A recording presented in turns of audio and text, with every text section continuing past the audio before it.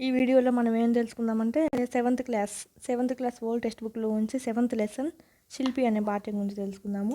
ఇది రచించింది ఎవరంటే గుర్రం జాషువా. గుర్రం జాషువాని ఏమంటారంటే ఈయన తెలుగులో తొలి దళిత కవి ఈయన. దళిత అంటే పేదవారు అని గుర్తుపెట్టుకోండి. పేదవారు అని అర్థం వస్తుంది.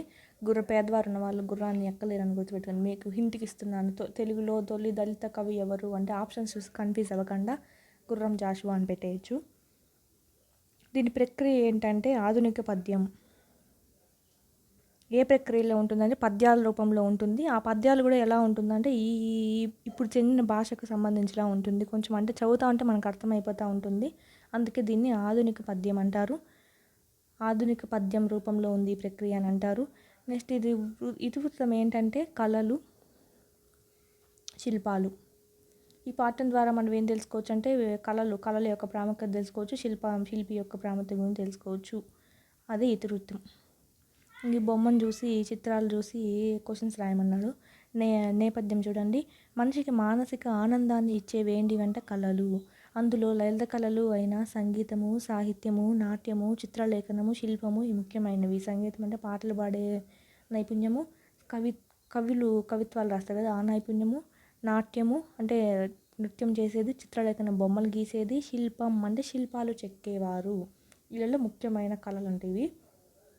శిల్పకళ ఔన్నత్యాన్ని, శిల్పి గొప్పతనాన్ని తెలియజేయడమే ఈ పాఠ్యం యొక్క ముఖ్య ఉద్దేశం. అంటే శిల్పి యొక్క ఔన్నత్యాన్ని, గొప్పతనాన్ని, అతని యొక్క నైపుణ్యాన్ని, గొప్పతనాన్ని తెలిపేదే ఈ పాఠ్యం యొక్క ముఖ్య ఉద్దేశము.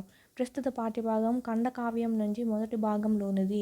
ఈ పాఠ్యాన్ని యానితి తీసుకున్నారంటే ఖండకావ్యంలోని ఫస్ట్ భాగం నుంచి తీసుకున్నారంటే ఈ శిల్పి అనే పాఠాన్ని. ఇంకా పాఠంలో చిత్రాలను చూడండి, వాటి ద్వారా గ్రహించింది ఏంటో చెప్పండి అని పిల్లలకు సూచనలు. నెక్స్ట్ లెసన్లోకి వెళ్ళిపోదాము. ఫస్ట్ పోయం చూసినట్టయితే చేత మిగురొత్తనొక నల్ల రాతి యందు. చేత అంటే చేతనము, అచేతనం అంటారు కదా. చేతనం అంటే కాన్షియస్ అంటే మనస్సు. మిగురొత్త చిగురించేటట్లు. నొక అంటే ఒక రాతి యందు, ఒక రాయినందు. నల్ల రాతి అంటే నల్లరాయి. దీనికి సమాసం చూడండి. నల్లనైన రాయి. నల్ల రాయి అనేది నామవాచకము. నల్లన అనేది ఏంటి? విశేషణము. విశేషణం ఏ ప్లేస్లో ఉందంటే పూర్వపదంలో ఉంది. సో దీని సమాసము విశేషణ పూర్వపద కర్మధారయ సమాసం. నల్లన అనేది ఏంటి? విశేషణము పూర్వపదం ప్లేస్లో ఉంది కాబట్టి విశేషణ పూర్వపద కర్మధారయ సమాసము. ఒకవేళ విశేషణం అనేది ఉత్తర పదంలో ఉందంటే, ఉత్తర పదం అంటే ఇది, ఇలాంటి విశేషణం అనేది ఉత్తర పదంలో ఉంటే విశేషణ ఉత్తరపద కర్మధారయ సమాసము అంటారు. ఇప్పుడు నల్లరాయి అనేది విశేషణ పూర్వపద కర్మధారయ సమాసము. మలచినాడవు బయద సింహముల తలలు. మనసు చిగురించేటట్లు ఒక నల్లరాతి యందు మలచినావు బయద సింహముల తలలు. భయంకరమైన సింహాల యొక్క తలలను మలిచినావు అంటే చెక్కినావు. వసుధ అంటే భూమి గన్పట్టు సర్వ పర్వతములందు అంటే సర్వ కొండల యందు. చిత్రములు ఎన్ని గతుల చూచెదవో నీవు. చిత్రము అంటే చిత్రము. ఎన్ని గతులు అంటే విధాలుగా, ఎన్ని విధాలుగా చూచెదవో నీవు. భూమి మీదుండే అన్ని కొండలలో ఎన్ని చిత్రాలను ఎన్ని విధాలుగా చూచినావో నీవు అని అర్థం. సున్నితంగా ఉన్న నీ చేతి సుత్తి నుండి బయల్పడే ఎన్నెన్ని దేవస్థలములు ఎన్నెన్ని దేవస్థలాలు బయట తెచ్చినావో. సార్థకము అంటే ఉపయోగం, ఉపయోగం కాని అంటే వ్యర్థం అని. వ్యర్థంగా ఉన్న ఎన్ని పాషాణము రాయి. వ్యర్థంగా ఉన్న ఎన్ని పాషాణములకు రాళ్లకు కలిగే ఈనాడు పసుపు కుంకాలతో పూజ వాటికి కలిగిందంట. అంత అదృష్టం అంటే రాయిని విగ్రహంగా మలిచాడు. ఆ విగ్రహాలనే మనం పూజిస్తున్నాం కదా. అలాగా వ్యర్థంగా ఉన్న రాలిని రాయిగా మలిచినాము కాబట్టి వాటికి పసుపు కుంకాల పూజ జరుగుతుంది అని. కవి కలంబున గల అలంకార రచన కలదు. కవి యొక్క పెన్ను అంటే కలం ద్వారా అలంకార రచన అంటే అందమైన సుందరమైన రచనలు కవిత్వాలు చేయగలడు. అలాగే అంటే తనకు ఎంతలా చేయగలడో అలాగే శిల్పి నీ ఇలిముఖమున, శిల్పి అంటే ఒక శిల్పి శిల్పం చెక్కేవాడ నీ ఉలి ముఖమున, ఉలి అంటే శిల్పం చెక్కేవాడి పరికరం ఇది, శిల్పం చెక్కేవారి యొక్క పరికరం ఉలి. నీ ఉలికి కూడా అంతే ప్రాధాన్యత ఉంది. కాకపోయినా బెను రాతి కంబములకు అంటే అంత కాకపోతే ఏంటి ఇంకా చెప్పడము, రాతి కంబములకు బెను అంటే కఠినమైన, రాయి, కంబములకు స్తంభం, స్తంభంకే ప్రకృతి వికృతి, స్తంభం అనేది ప్రకృతి అయితే కంబం అనేది వికృతి. కంబములకు కుసుమ మల్లరు లే రీతి గుచ్చినావు. కుసుమ మల్లరు అంటే సున్నితమైన పూల గుత్తి చిగుర్లు అంటాం కదా, సన్నవి మొలకెత్తినట్టు ఉంటాయి కదా, అప్పుడే చూపించినట్టువి, అలాంటి వాటిని ఏ రీతిలో లే రీతి గుచ్చినావు అని. కఠినమైన రాతి స్తంభానికి ఇంత సున్నితమైన పూలగుత్తి లాంటివి ఏ రీతిలో గుచ్చినావు, అందుకే నీకు కవి కళానికి నీకు ఎలాంటి పోలిక లేదు అని చెప్తున్నాడు. Next poem. ప్రతిమలు రచించి యొక్క మహారాజు చరిత్ర వల్లె వేయించగలవు చూపరుల చేత. చూపరుల చేత అంటే చూసేవారి చేత చెప్పించగలవు, వల్లె వేయించగలవు. ఎవరు ఏంటి? మహారాజు చరిత్ర, ప్రతిమలు రచించి యొక్క మహారాజు చరిత్ర. ప్రతిమలు అంటే బొమ్మలు, చిత్రాలు రచించాలి, దాని శిల్పం మీద చెక్కింటాడు కదా, ఆ బొమ్మల్ని చూసి నువ్వు ఒక మహారాజు చరిత్రని చూపురుల చేత చెప్పించగలవు అని చెప్తున్నాడు. గవనమున అంటే కావ్యము లేదా కవిత్వము అంటారు గవనముని. కావ్యమున చిత్రములు గూర్చు కవికి నీకు, కావ్యమున బొమ్మలను తెలిపే కవికి నీకు అంటే శిల్పికి తారతమ్యంబు లేదు. తారతమ్యము అంటే తేడా లేదా డిఫరెన్స్ లేదంటున్నాడు. అబద్ధము కాదు, ఇది అబద్ధము కాదు, అబద్ధం కాదు ఇది అని అంటున్నాడు ఈ పోయంలో. నెక్స్ట్ పోయం చూస్తే, రాళ్ళ నిద్రించు ప్రతిమలను మేలుకొలిపి ఇడుని సోకించి బయటకు పిలిచినావు. రాళ్లలో నిద్రిస్తూ ఉన్న బొమ్మలని ఉలిని సోకించి, నీ ఉలిని తాకించి అంటే ఉలిని చెక్కుతాడు కదా, అట్లా ఉలిని తాకించి బయటకు మలిచినావు. వాటిని మేలుకొలిపి బయటకు మలిచినావు అంటే బయటకు తెప్పించావు. ఆ రాళ్ళల్లో ఉండే కళని బొమ్మలని వెలికి రానేర్చి నీ పేరు నిలపకుండా ఆ బయటకు వచ్చిన ఆ శిల్పాలు నీ పేరు నిలుపుతాయి. శాస్త్రుడవోయి నీవు నిశ్చయముగా, ఖచ్చితంగా నీవు చాలా శాస్త్రుడవి లేదా చిరంజీవివి అని అంటున్నాడు. నిశ్చయము అంటే సంధి చూడండి, నిహ్ ప్లస్ చయము, నిశ్చయము విసర్గ సంధి. దీంట్లో ఇంకొక విధంగా కూడా రాయొచ్చు, నిస్ ప్లస్ చయము. ఈ సంధి ఏమవుతుందంటే శుత్వ సంధి. విసర్గ వచ్చిందంటే విసర్గ సంధి, నిస్ ప్లస్ చయము శుత్వ సంధి అవుతుంది. వాళ్ళు ఒకవేళ వాళ్ళే ఇచ్చారనుకో, నిస్ ప్లస్ చయము నిశ్చయము ఇది ఏ సంధి అన్నారంటే శుత్వ సంధి అని చెప్పాలా ఆప్షను. నిహ్ ప్లస్ చయము విసర్గ ఉందంటే విసర్గ సంధని ఆప్షన్ సెలెక్ట్ చేసుకోవాలి. నెక్స్ట్ పోయం చూసినట్టయితే, తల ఎత్తెను గదా నీది చాతురి, తల ఎత్తెను కదా తలెత్తెను కదా నీది చాతురి. చాతురు అంటే నైపుణ్యం, నీదు చాతురి నీ నైపుణ్యం.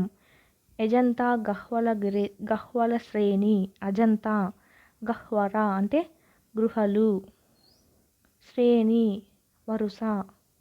తలెత్తెను కదా అంటే అజంతా గృహల వరసలలో నీ నైపుణ్యం తలెత్తింది కదా, తెలిసింది కదా. కేవల పాషాణములందు జీవకళ నిల్పించాలవు నీ సుత్తితో ఏం చేశావంటే రాళ్ళయందు, పాషాణము అంటే రాళ్ళయందు జీవకళను నిలిపినావు కదా. మొలుచు మానవ విగ్రహంబులు, మానవ విగ్రహాలను మలిచినావు. మహాపుణ్యాత్తుడు అయ్యా, నువ్వు చాలా మహాపుణ్యాత్తుడివి, పుణ్యం పొందిన వాడివి. హరిత్తులు అంటే సింహాలు ఇంపార్టెంట్, హరిత్తులు సింహాలు. నీ బొమ్మల చెంత ముక్తగతి నందున్, నీ విగ్రహాల చెంత, నీ బొమ్మల చెంత అంటే నీ చిత్రాల చెంత, ముగ్ధగతి అంటే ముగ్ధ అంటే ఆశ్చర్యం కలగజేస్తాయి అని, అంటే చక్కదనాన్ని పొందుతాయి, ఆశ్చర్యాన్ని కలగజేస్తాయి అని. శిల్పి కంఠీరవ అంటే శిల్పి శిల్పులలో శ్రేష్ఠుడా లేదా శిల్పులలో గొప్పవాడా అని అర్థం. ఇక్కడ మనం చూసినట్టయితే పై చిత్రము ఉంది కదా, చిత్రము అనేది ప్రకృతి, దీనికి వికృతి రూపం చిత్తరువు, చిత్రము చిత్తరువు. అలాగే గహ్వర అంటే గృహ, గృహ అనేది ప్రకృతి అయితే దీనికి వికృతి రూపం గొబ, ఇంపార్టెంట్, గుహ గొబ.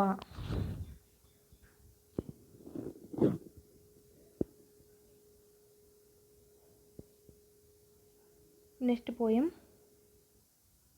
నునుపున్ తీర్చి మదంబు చింది పడ్డ నేనుగున్ గున్నలగున్ జెక్కి అంటే మదం కలిగిన నేనుగు అంటే ఏనుగు, గున్నలన్ అంటే ఏనుగు పిల్లలు, గున్న ఏనుగులు అంటాం కదా, ఏనుగు పిల్లల్ని గున్న ఏనుగులు అంటాము. ఏనుగులు మదం పట్టిన, మదం జలం కారుతున్నటువంటి ఏనుగులను వాటి పిల్లలను నునుపులు తీర్చి అంటే నున్నగా రాయి పైన చెక్కినావు. వైచిన చాతుర్యము అంటే నేర్పు, నైపుణ్యము. ఆ నైపుణ్యము నీ శిరోగ్రమున అంటే నీ తల మీద నిల్చెన్ నస్కిరీటాకృతిన్, నిల్చెను నీ నెత్తిన కిరీటాకృతి అంటే కిరీటమై నిలిచిందంటే అంత గొప్ప చాతుర్యం అనేది ఆ నైపుణ్యము. తెనుంగున్ దేశము అంటే తెలుగు దేశము నిన్ను వంటి పనివాణిని చూచి, నీలాంటి పనివాణిని అంటే నీ అంత పని తెలిసిన వాడిని చూచి ఉప్పొంగుచుండును, ఉప్పొంగుతున్నది. నీలేమి తలచి, నీలేమి అంటే నీ దారిద్ర్యం, కలిమికి ఆపోజిట్ వర్డ్ లేమి, నీ దారిద్ర్యాన్ని తలచి కంట తడి పెట్టెన్ అంటే కంట నీళ్లు కారుస్తుంది. శిల్ప విద్యానిధి అంటే శిల్ప విద్యను ఎరిగినవాడా, శిల్ప విద్య తెలిసినవాడా, ఎరిగినవాడా. పై దాంట్లో చూడండి, శిల్ప కంఠీరవ అంటే శిల్పాలలో శ్రేష్ఠుడా లేదా శిల్పాలలో గొప్పవాడా. శిల్ప విద్యానిధి శిల్పులలో శిల్ప విద్యను ఎరిగినవాడా. కలిమికి ఆపోజిట్ వర్డ్ లేమి. తెనుంగు దేశము అంటే తెలుగు దేశము, చాతుర్యము, నేర్పు, నైపుణ్యము.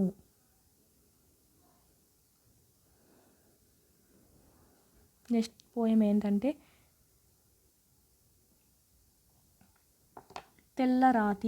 తెల్లరాతింజెలువరా, తెల్లరాతి యందు నచ్చర పడతి అంటే నచ్చర అంటే అక్షర, దీని నాలోంచి తీసుకోవాలి. నచ్చర అనేది వికృతి పదం, దీనికి ప్రకృతి పదం ఏంటంటే అప్సరస. అప్సరసకి వికృతి పదం ఏంటంటే అప్సరస. పడంతి అంటే స్త్రీ. దిద్దియా అంటే దిద్దినావు, తెల్లరాతి మీద అప్సరస లాంటి స్త్రీని దిద్దినావు. సోగ కన్నుల పజ్జన్ అంటే దగ్గర లేదా దాని వెనక అనే అర్థం.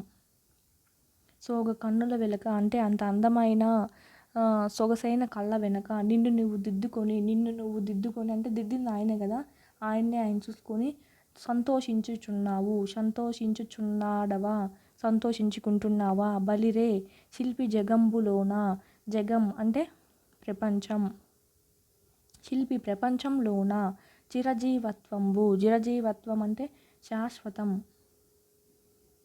శాశ్వతం సృష్టించుకోగల అంటే ఈ శిల్పి ప్రపంచంలోనే స్థిర జీవనం అంటే శాశ్వతంగా పేరు సృష్టించుకోగల.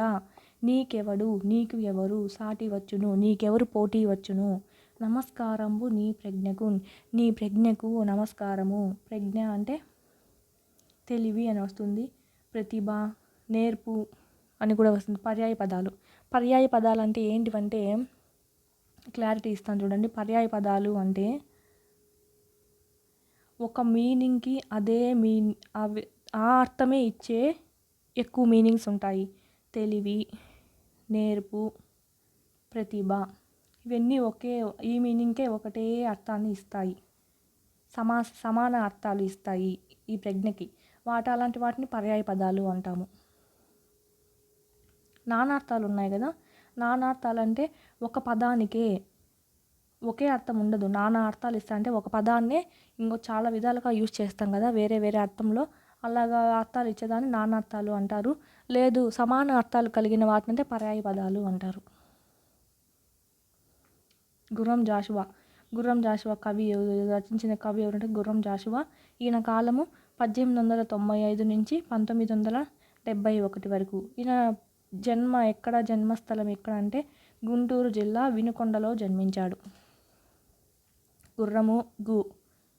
గుర్రాలు కొండల్లో నడవలేవు అని గుర్తుపెట్టుకోండి. గుర్రం జాషువా కొండ, గుంటూరు జిల్లాలో గుర్రం జాషువాలో ఈయన రచనలు గబ్బిలము, ఫిరదౌసి, ముంతాజ్ మహల్, నేతాజీ, బాపూజీ, క్రీస్తు కథ, నా కథ, స్వప్న కథ, కొత్త లోకము, ఖండకావ్యములు 7 భాగాలు రాశాడు.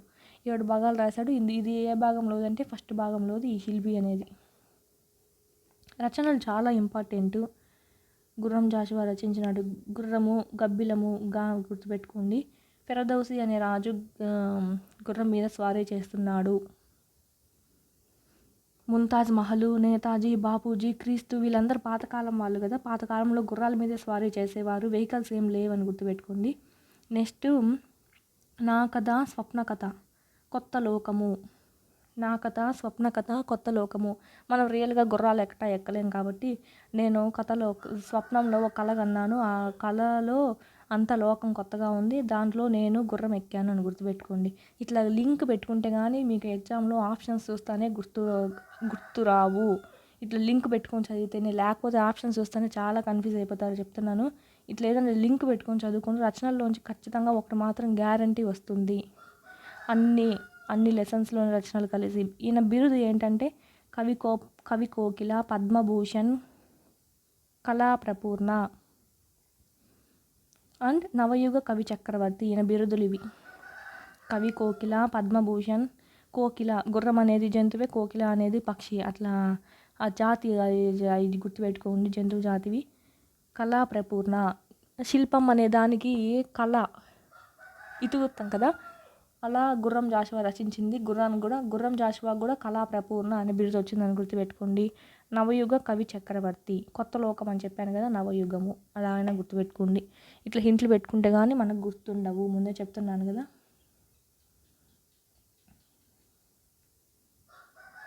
ఇవి ఇంకా వాటికి భావాలు ఇచ్చారు ఇక్కడ.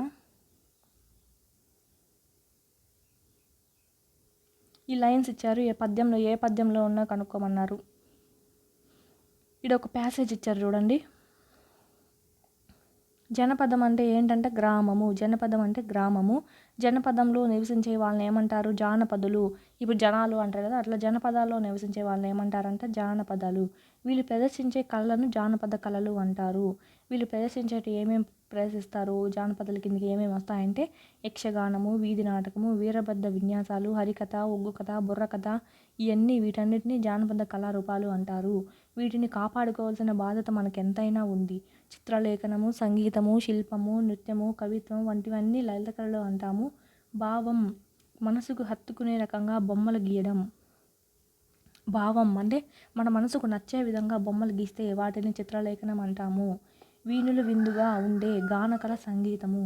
చెవులకు వినడానికి చాలా హాయిగా ఉండే గానాన్నే సంగీతం అంటాము. మనల్ని కదలకుండా అనేక భావాలకు మనసును అందించే కళే శిల్పకళ. మనల్ని ఆడికి కదలని అంటే అవి ఆడికి కథలవు శిల్పాలు అనేటివి, కానీ వాటిని చూస్తేనే మన మనసులో ఒక ఆనందం కలుగుతుంది కదా, దాన్ని ఆ చెక్కగలిగిన కళనే శిల్పకళ. రాగ తాళ లయకు తగిన విధంగా అభినయం చేయడమే నృత్యకళ. ఒక భావాన్ని సూటిగా చెప్పకుండా మాటల వెనుకన మరుగుపరిచి మనసుకు ఉల్లాసం కలిగించే విధంగా పదాలను కూర్చడమే కవిత్వము. సూటిగా చెప్పకుండా కవిత్వాల రూపంలో, పద్యాల రూపంలో, ఇలా గేయాల రూపంలో, ఇలా ఆధునిక పద్యం రూపంలో ఎదుటి వాళ్ళకి మనసు ఉల్లాసం కలిగించేలా చెప్తారు కదా, దాన్ని కవిత్వం అంటారు. ఇంకా క్వశ్చన్స్ చూసి ప్యాసేజ్ చూసి క్వశ్చన్స్ రాయమన్నారు. శిలకు శిల్పికి, శిలకు శిల్పానికి ఉండే భేదం ఏమిటి అంటే, శిల అంటే చెక్కకు ముందు ఉండేది, శిల్పము అంటే శిల్పి ఉల్లితో శిల్పాన్ని చెక్కుతాడు కదా, శిలను చెక్కుతాడు కదా, అప్పుడు వచ్చిన ఒక రూపాన్నే శిల్పము అంటారు. శిల అంటే చెక్కకు ముందు, ఇది చెక్కిన తర్వాత ఏర్పడేది. కింద ఇచ్చిన వాక్యాలు మరొక సందర్భంలో ఉపయోగించి రాయండి అన్నారు. ఈ పాఠంలోని గీత గీసిన పదాల అర్థాన్ని తెలుసుకొని వాక్యాలను తిరిగి రాయండి. భయద సింహముల తలలు, ఇట్లా వీళ్ళు పద్యంలోనే అది ఇచ్చి దాని అర్థం ఏంటి అని కింద 4 ఆప్షన్స్ ఇచ్చే అవకాశం ఉంది. భయద సింహముల తలలు అంటే భయం కలిగించే, సింహాల తలలు భయద అంటే భయం కలిగించే. వసుధ కన్పట్టు అంటే భూమి మీద కనిపించే.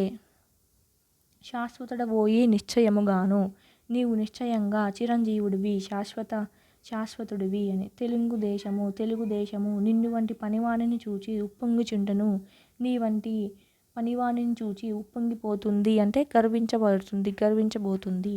నీ సుత్తిలో మొలుచు మానవ విగ్రహంబు, నీ సుత్తిలో మానవ విగ్రహాలను మలిచినావు.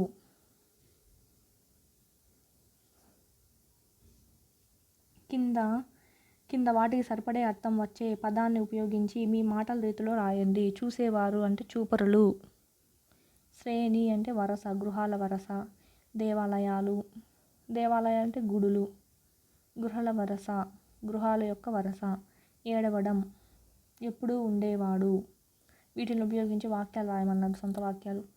ఏడవడం అంటే కన్నీరు కార్చడం అనేది వస్తుంది. ఎప్పుడు ఉండేవాడు అంటే శాశ్వతుడు అని వస్తుంది. కింది వాక్యాలలో ప్రకృతి వికృతులను గుర్తించమన్నాడు. సింగం బావిలో తన మొహాన్ని చూసి అది మరో సింహం ముఖమని అనుకుంది. సింగం ప్రకృతి వికృతి.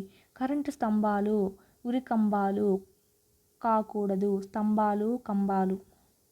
నిద్ర మనకు అవసరమే కానీ మనమే నిద్ర మొహం కాకూడదు, నిద్ర.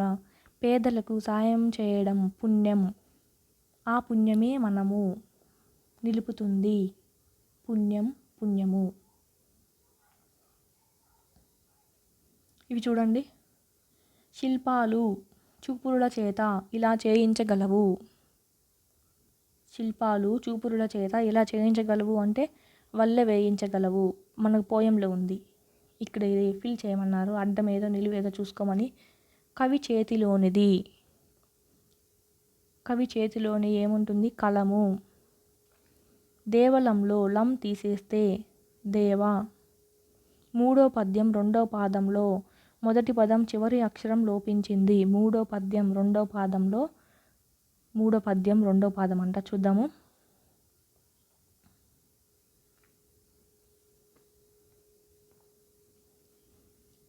మూడో పద్యము రెండవ పాదంలో చివరి అక్షరం, మూడవ పద్యం ఇది. రెండవ పాదంలో మొదటి అక్షరంలోని చివరి పదం లోపించింది అంటే కళ అనేది మిగిలింది.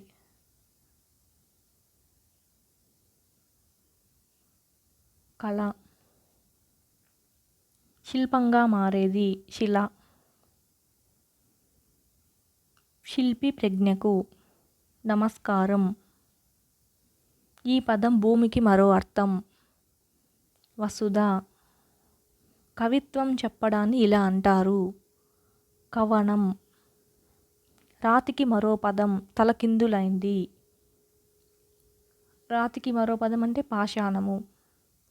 తలకిందులైందంటే అది కింద నుంచి పైకో ఈ పక్క నుంచి పక్కో రాయమన్నారు ఫజిల్ చూసుకొని. చివరి పద్యం చివరి పాదంలోని మొదటి పదంలోని మొదటి అక్షరం మారింది. చివరి పద్యం ఏంటో చూద్దాము.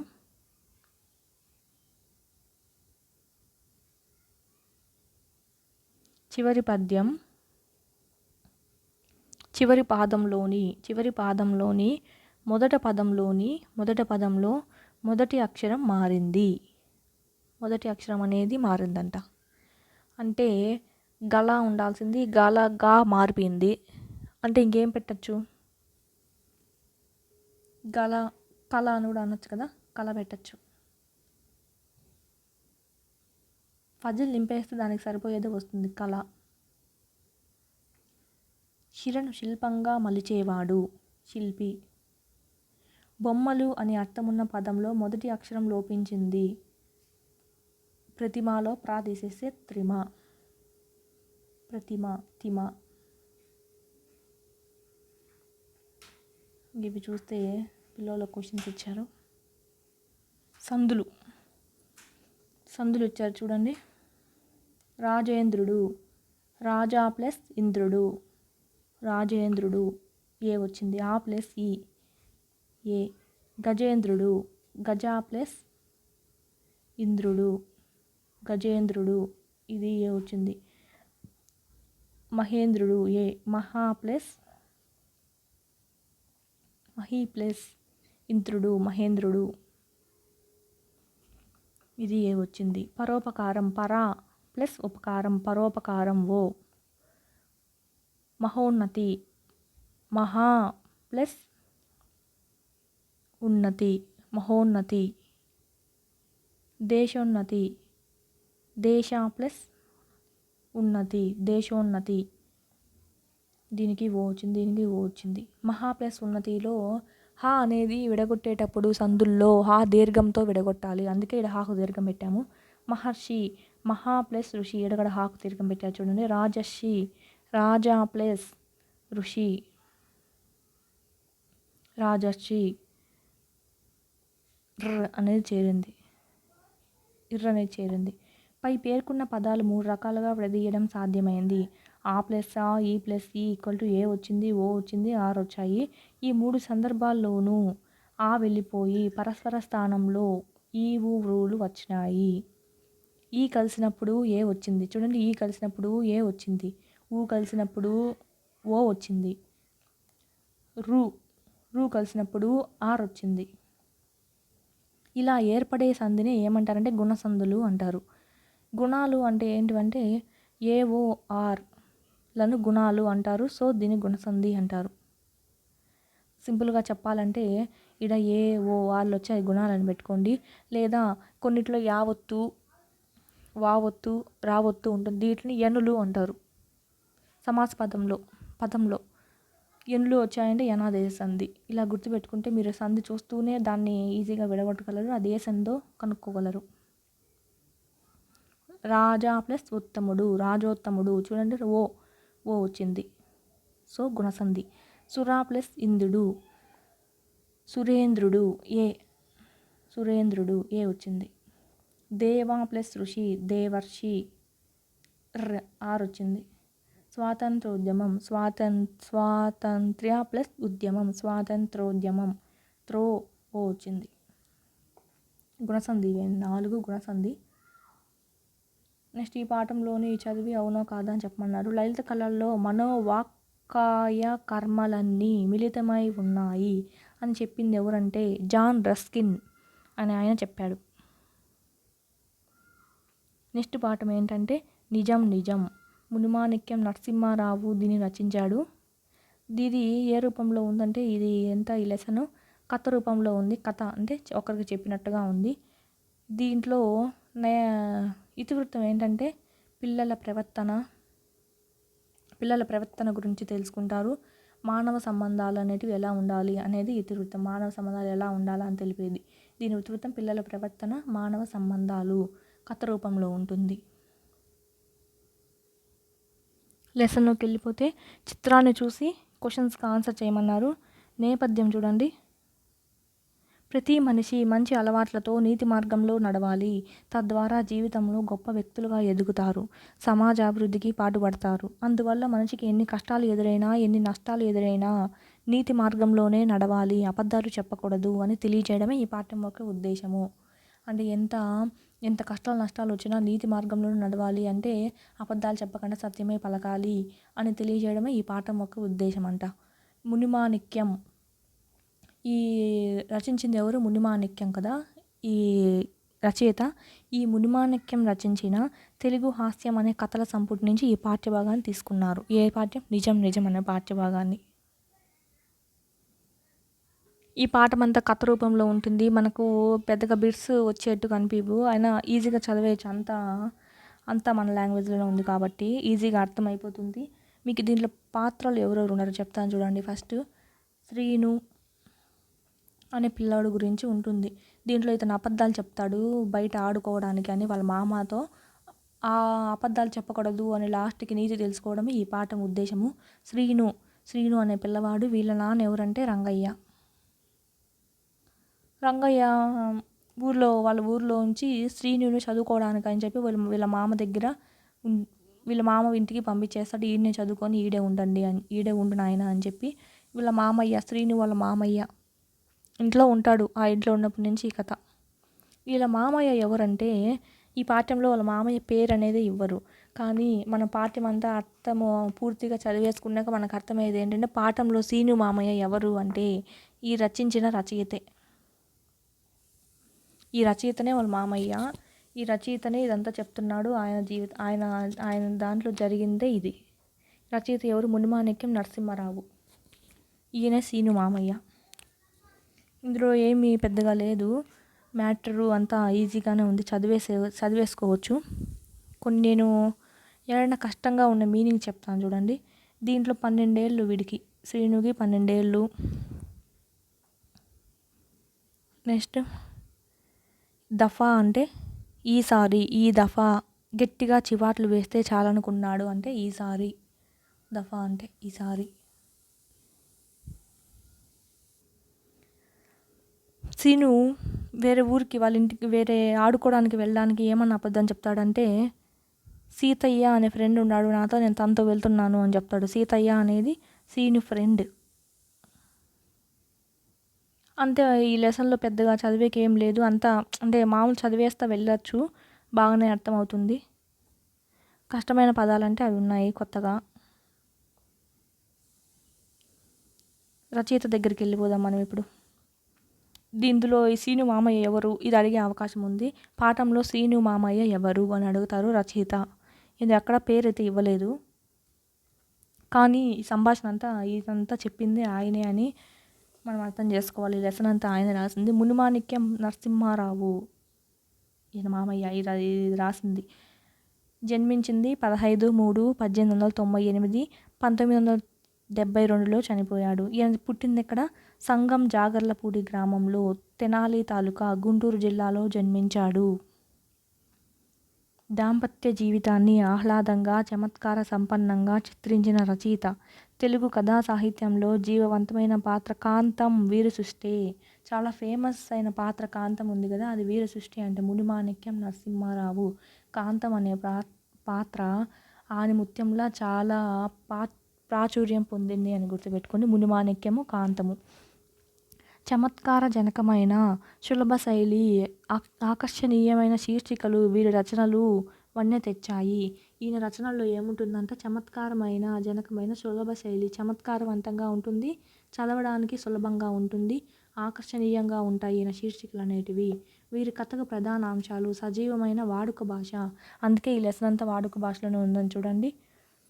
అచ్చమైన తెలుగు నుడికారము, అచ్చమైన తెలుగుని వాడతారు. ఉపాధ్యాయులుగా ఆకాశవాణిలో విద్యా విషయ ప్రసారాలకు సహాయ ప్రయోక్తగా పనిచేశారు వీరు. ఈయన ఉపాధ్యాయుడిగా పనిచేశారు. ఆకాశవాణిలో విద్యా విషయాలు ప్రసారం చేస్తారు కదా, అలాంటి వాటిగా కూడా పనిచేశారంట. వీరు కాంతం కథలు, కాంతం కైఫియత్, కాంతం కాపురం, మేరీ కహాని ఇలాగ మొదలైనవన్నీ 24 కథా పుస్తకాలు రచించాడు. ఎన్ని? 24. దాంపత్యోనిషత్తు, వినోద వ్యాసములు మొదలైన వ్యాస సంపుటాలు రాశాడు. ఫస్టే చెప్పారు, దాంపత్య జీవితానికి ఆహ్లాదంగా, చమత్కార సంపన్నంగా చిత్రించినాడు ఈయన. అందుకే దీని రచన గుర్తుపెట్టుకొని దాంపత్యం. వినోద వ్యాసాలు రాశాడు. హాస్యాన్ని గూర్చిన సిద్ధాంత గ్రంథం ప్రచురించాడు. మనహాస్యం ఇప్పుడు మనం తీసుకునేది తెలుగు హాస్యం నుంచి తీసుకున్నాం. ఇప్పుడు పాఠం నిజం అనేది. ఇక్కడ మనహాస్యం కూడా రచించారంట. ఇది ఒక సిద్ధాంత గ్రంథం. ఇక్కడ అడిగే వీలు ఏది ఉందంటే, ఈయన మునిమాణిక్యం గారి రచనా శైలి ఎలా ఉంటుంది అని అడిగే అవకాశం ఉంది.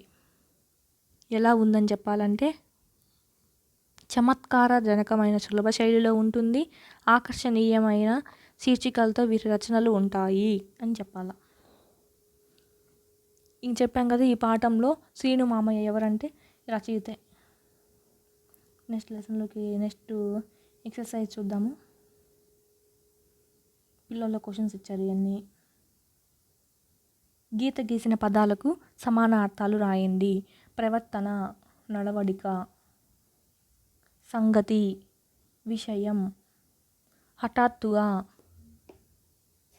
అనుకోకుండా, చేష్టలు, పనులు, బాధ్యత వహించాలి, తోడ్పాటును అందించాలి. నెక్స్ట్ చూస్తే గీత గీతన పదాలకు వ్యతిరేక అర్థాల పదాలు పట్టికలో ఉన్నాయి, వాటిని వెతికి రాయండి. వెచ్చని, చల్లని, మంచి, చెడు, ఆలస్యం, తొందర, సాయంత్రం, ఉదయం, సన్మార్గం, చెట్టు మార్గం. సన్మార్గం అంటే మంచి మార్గము, చెడు మార్గం. ధైర్యం, అధైర్యం. వ్యతిరేక పదాలు రాసేసాము. నెక్స్ట్ కింద 2 వరుసల నుంచి ఏదైనా 2 పదాలు తీసుకుని వాటిని ఒకే వాక్యంలో ఉపయోగించి రాయమన్నాడు. నిజము, అబద్ధము. నిజము మనం ఎప్పుడు నిజమే చెప్పాలి కానీ అబద్ధం చెప్పకూడదు. నిజము, అబద్ధము. మంచి, కీర్తి. చెడు స్నేహం కష్టాలు తెస్తుంది. బస్సు ప్రయాణం, బడిలో సెలవులు, ఊరు సక్రమంగా. ఇవి ఉపయోగించి సొంత వాక్యాలు రాయమన్నాడు. తెల్ల మొహం వేయడం, ఏడుపు మొహం వేయడం. బుజ్జగించడం అంటే బతిమాలడం. బిక్క మొహం వేయడం, ఆశ్చర్యంతో చూడడం. లేదా ఇది కూడా కొంచెం మొహం చిట్లించుకొని ఏడుపు మొహంతో చూడడం అని కూడా వస్తుంది. ఎగ్గొట్టడం అంటే నిలిపివేయడం. చివాట్లు వేయడం అంటే తిట్టడం.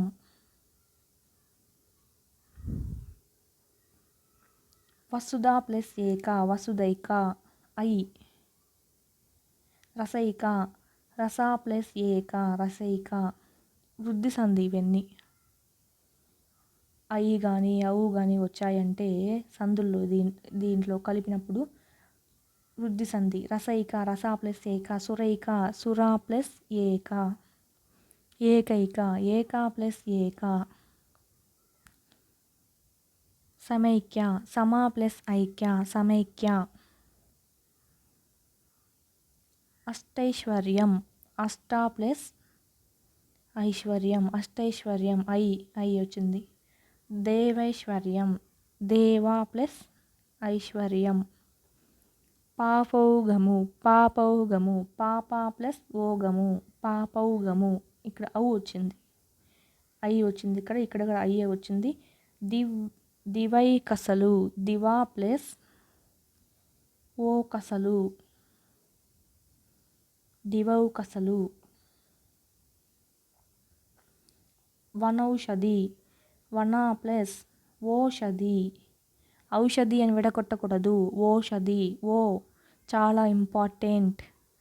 ఇక్కడ అందరూ ఔషధి ఆప్షన్స్లో ఔషధి ఇచ్చారంటగా అవు కదా ఇక్కడ అవు అందుకే వచ్చిందని కూడా పెట్టేయకూడదు. ఓషధిగా విడగొట్టాలి, చాలా ఇంపార్టెంట్.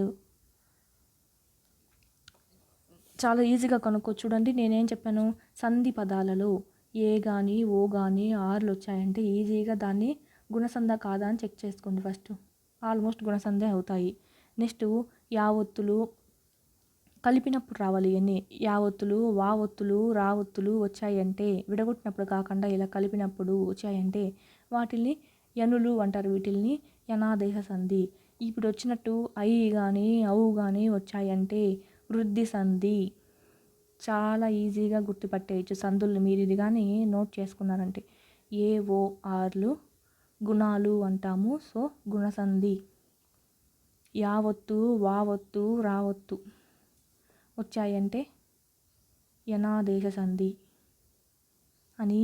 ఐ కామా ఔ విడగొట్టేటప్పుడు మాత్రం చూసుకొని విడగొట్టాలి. ఇక్కడ కూర్చుంటే ఓషధి వచ్చింది, ఓగము వచ్చింది, ఓకసలు వచ్చింది.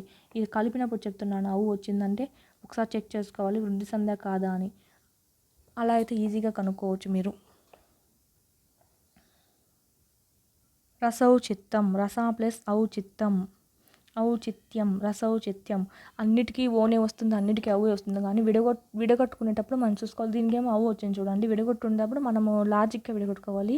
దివ్యౌషధం, దివ్య ప్లస్ ఔషధం అంటే ఔషధం అంటే మందు. దివ్యమైన మందు అని, అందుకే ఔషధంగా విడగొట్టాం. ఓషధం అంటే దివ్య ప్లస్ ఓషధం మీనింగ్ అనేది ఉండదు. దేశౌన్నత్యం, దేశం యొక్క ఔన్నత్యం, ఔన్నత్యం అంటే గొప్పతనం, అందుకు మనం అవు తీసుకుంటాము. అట్లా మీనింగ్ చూసుకుంటూ విడగొట్టుకున్నామంటే అవ్వో ఓనో మనం ఈజీగా క్యాచ్ చేసేయచ్చు. దేశ ప్లస్ ఔన్నత్యం. పై పదాలను విడగొట్టినప్పుడు ప్రతి పదంలోనూ పూర్వపదం చివరి అక్షరం ఆ ఉండింది, ఆ అక్షరం ఉంది. అలాగే పరస్పరం అంటే పరపదంలోని మొదటి అక్షరం స్థానంలో ఏలు, ఐ, ఓ, ఔలు ఉన్నాయి. అకారాలు ఉన్నాయి. ఏ, ఐ, ఔ, ఓ ఉన్నాయి. ఇలా అకారానికి ఇవి పరమైనప్పుడు ఏ కానీ ఐ కానీ పరమైనప్పుడు ఐ వచ్చింది రెండిటికి.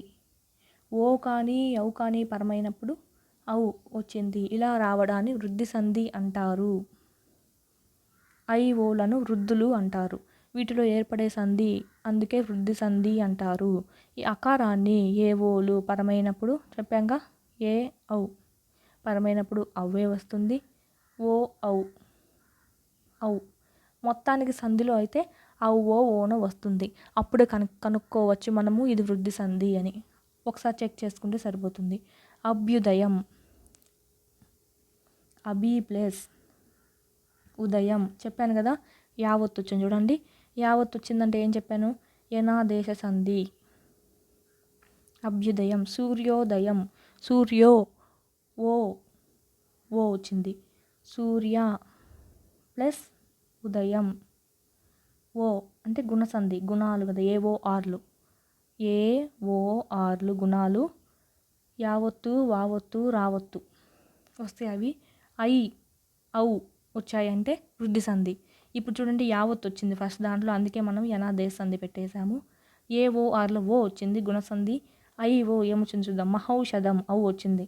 గుడ్డిగా పెట్టేయచ్చు వృద్ధ సంధి. ఇలా గుడ్డిగా పెట్టేసుకుంటూ వెళ్ళిపోవచ్చు మనం ఇట్లా ఇట్లా సంధిలో చూసుకుంటూనే.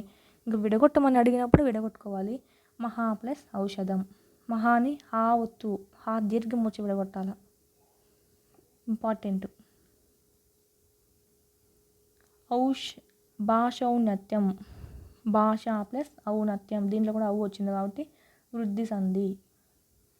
లోకైక వృద్ధి సంధి. లోక ప్లస్ ఏక లోకైక. లఘుత్తరం, లఘు ప్లస్ ఉత్తరం. లఘు ఊ ప్లస్ ఊ, ఊ ప్లస్ ఊ వచ్చి లఘు దీర్ఘమైంది అంటే సవర్ణ దీర్ఘ సంధి. మాతృణం, మాతృ ప్లస్ రుణం. ఈడ రూనే దీర్ఘం వచ్చేసింది కాబట్టి సవర్ణ దీర్ఘమంది సవర్ణ దీర్ఘ సంధి.